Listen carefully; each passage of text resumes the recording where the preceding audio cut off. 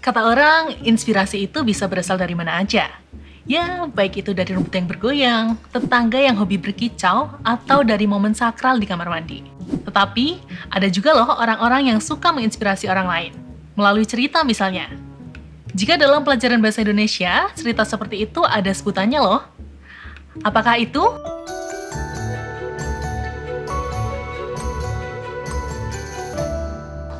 Namanya adalah cerita inspiratif. Artinya, cerita yang dapat menginspirasi, baik itu cerita fiksi atau nyata. Misalnya cerita seorang anak durhaka kepada ibunya.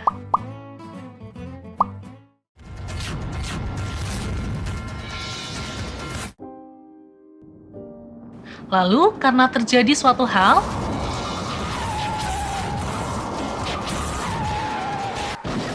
akhirnya dia menyesal.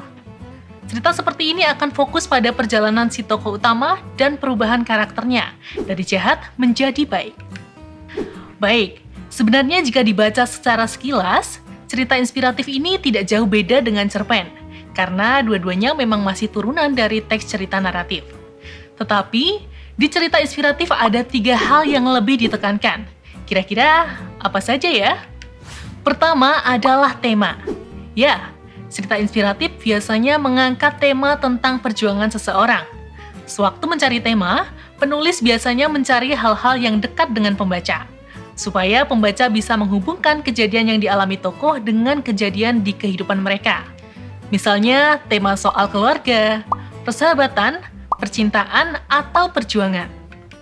Kedua, amanat. Kita memang bisa menemukan amanat di cerita-cerita naratif lain yang biasanya disajikan secara tersirat, supaya pembaca dapat mengembangkan keterampilan menyimpulkan sesuatu. Tetapi, pada cerita inspiratif, amanat yang menjadi sorotan utama. Jadi, penulis tidak bisa menulis amanatnya secara tersirat seperti cerita naratif lain. Tetapi mereka perlu menjelaskan amanatnya secara gamblang. Hal ini bisa disampaikan melalui berbagai cara. Misalnya, pesan dari tokoh yang awalnya punya niat jahat berubah jadi baik di akhir cerita, sehingga datanglah nasib baik karena perbuatan baiknya. Nah, kisah seperti ini memberikan amanat secara tersurat. Selain itu, bisa juga ditulis dalam bentuk saran di bagian akhir cerita. Selanjutnya, cerita inspiratif juga perlu memperhatikan tokohnya, karena tokoh utama harus menjadi panutan pembaca. Jadi, tema dan amanat yang sudah ditentukan harus bisa ditunjukkan melalui perilaku tokoh. Tokoh tersebut tidak harus tokoh asli, bisa juga fiksi, baik itu dalam bentuk manusia, hewan, atau bahkan tanaman. Baik, kita sudah belajar ciri-cirinya. Tetapi, jika ingin membuat cerita inspiratif, kalian juga perlu tahu strukturnya. Lalu, apa saja ya strukturnya? Sebenarnya, strukturnya tidak berbeda jauh dengan struktur cerita naratif lainnya, yaitu mereka-mereka ini. Di bagian orientasi, sama seperti cerita naratif lain, cerita inspiratif juga dimulai dengan pengenalan tokoh utama serta latar belakang kisahnya. Hal ini diceritakan secara tersurat. Pada bagian rangkaian peristiwa, cerita inspiratif lebih menekankan pada perumitan peristiwa yang dialami oleh si tokoh utama sebelum mencapai puncak konflik atau inti cerita. Inti cerita ini disebut juga dengan komplikasi. Inilah bagian utama dari sebuah cerita inspiratif. Bagian ini berisi pertikaian antar tokoh dan letak inspirasinya ada di tokoh utama. Selanjutnya, konflik yang memuncak di bagian komplikasi akan diselesaikan di bagian resolusi. Di sini, biasanya terdapat peristiwa yang membuat si tokoh utama sadar jika yang dia lakukan selama ini adalah hal yang salah. Setelah resolusi, cerita akan masuk ke tahap koda atau penutup cerita. Di sini, terdapat simpulan atau penjelasan nilai atau pesan moral dari kisah inspiratif tadi. Ini adalah bagian yang membuat para pembaca sadar akan amanat dari ceritanya. Baik, cerita tidak akan lengkap tanpa kaidah kebahasaan, yaitu kata keterangan, konjungsi, dan kalimat majemuk.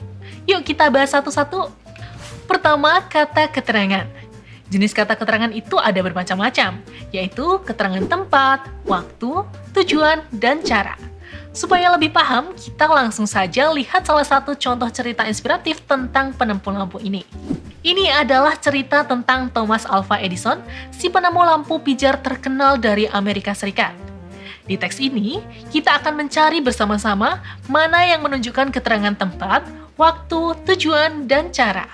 Baik, keterangan tempat menunjukkan di mana peristiwa itu terjadi. Di teks ini, tempat ditunjukkan di sini. Jika keterangan waktu menunjukkan kapan peristiwa itu terjadi. Hal tersebut ditunjukkan di kata-kata ini. Terdapat tanggal kelahiran Edison, semasa sekolah, sejak usia 11 tahun, dan lain-lain. Selanjutnya adalah keterangan tujuan. Seperti namanya, keterangan tujuan ini memberi informasi berupa tujuan dari suatu hal. Kalau di teks ini, keterangan tujuan ditujukan dari kalimat ini. Kalimat ini menunjukkan Edison yang mencapai tujuannya sebagai pengusaha dan penemu hebat. Terakhir, kata keterangan cara. Kata ini menunjukkan bagaimana sebuah hal dilakukan, dan di teks ini keterangan caranya bisa kalian temukan di kalimat ini. Selain kata keterangan, cerita inspiratif juga menggunakan kata hubung alias konjungsi. Salah satu konjungsi yang bisa kalian temukan di cerita ini adalah konjungsi pertentangan. Misalnya di kalimat ini. Di sini, konjungsi pertentangan ada di kata tetapi, yang menunjukkan pertentangan dari kalimat sebelumnya. Ada juga konjungsi akibat.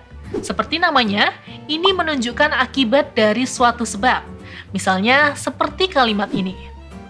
Selain itu, kalian juga akan menemukan yang namanya konjungsi konsekuensi.